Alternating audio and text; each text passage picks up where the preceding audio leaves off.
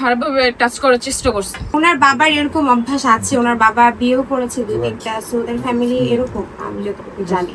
আমি এই ঘটনাগুলো কিন্তু মামুন ভাইয়ের মায়েরে জানাইছি। আর একদিন রাত্রে আমি আর মামুন ভাইয়ের মা একসাথে ঘুমাইতেছি। ঘুমানোর পর উনি মামুন ভাইয়ের আব্বা এসে আমার মুখে হাত দিচ্ছে। আমি কিন্তু জায়গায় গেছি।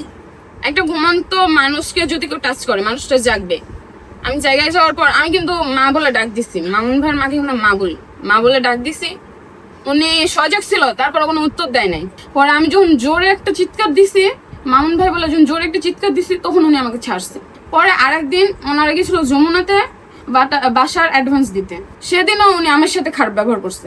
পাশের বাসার সামনেকার বাসার একজন আসা পরে বলতেছে এখান থেকে আমি জোরে চিৎকার মারছি, চিৎকারের শব্দ পাওয়া যায়, কয় কিছু না, এখানে কিছুই হয় নাই। তারপরে ওনারা আমাকে বিভিন্নভাবে, আমি যদি বলছি যে আমি এগুলো বলবো, ওনাকে যদি বলছি যে আমি এগুলো কিন্তু মিডিয়াতে বলবো, উনি আমার মেরে ফেলার হুমকি দিচ্ছে।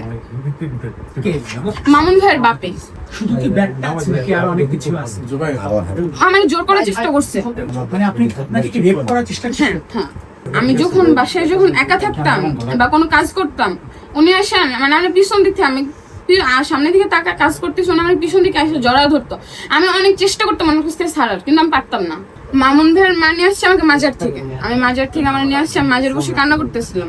বাসা থেকে আমার শতাম্মু দাদিকে ছোটবেলায় আম্মু মারা গেছে, আম্মু আমার অনেক জ্বালাইছে, আমি এগুলো সহ্য করতে পারিনি। তখন বের হয়ে যখন চলে আসছি মাজার এসে কান্না করছি।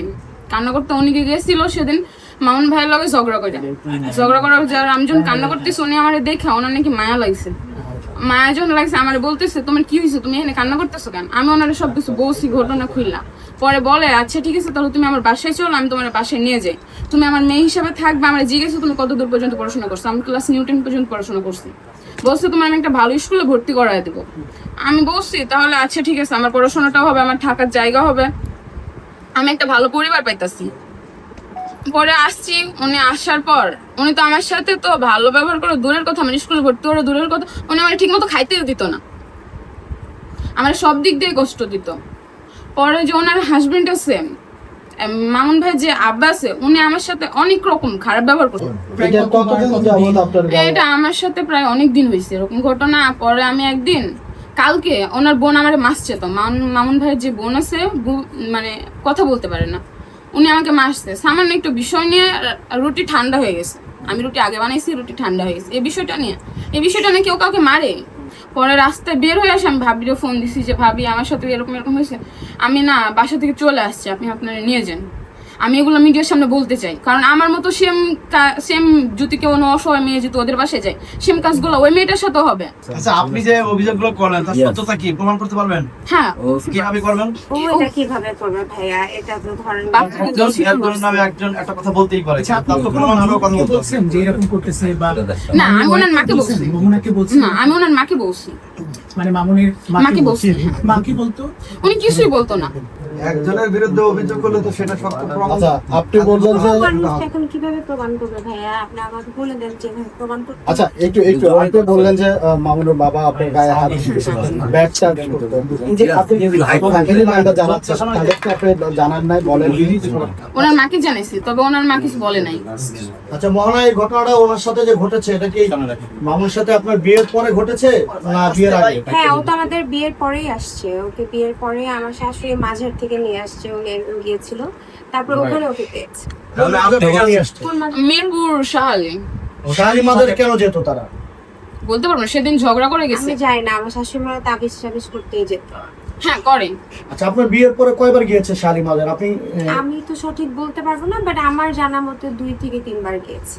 এই যে ঘটনাটা বললো আপনার পাশে বসে, এটা কতটুকু কি মনে হয় আপনার কাছে? আমি আসলে ও কখনো আমাকে কমপ্লেন করে নাই, বাট কালকে এসে বলতেছে যে ভাবি এই অবস্থা, আমাকে উনি অনেক ব্যাড টাচ করতেছে, আমি এটা আপনার কাছে করতে চাই, আপনাকে আমার সেফ মনে হইতেছে, আমি আপনার কাছে থাকতে চাই। হ্যাঁ, ওনার বাবার এরকম অভ্যাস আছে, ওনার বাবা বিয়েও করেছে 2-3টা, সো ওদের ফ্যামিলি এরকম আমি যতটুকু জানি। এই যে টিনেজার একটা বাচ্চার সঙ্গে এরকম করা, মানে উপায়টা কি তাহলে? এখন ব্যাপারটা কি?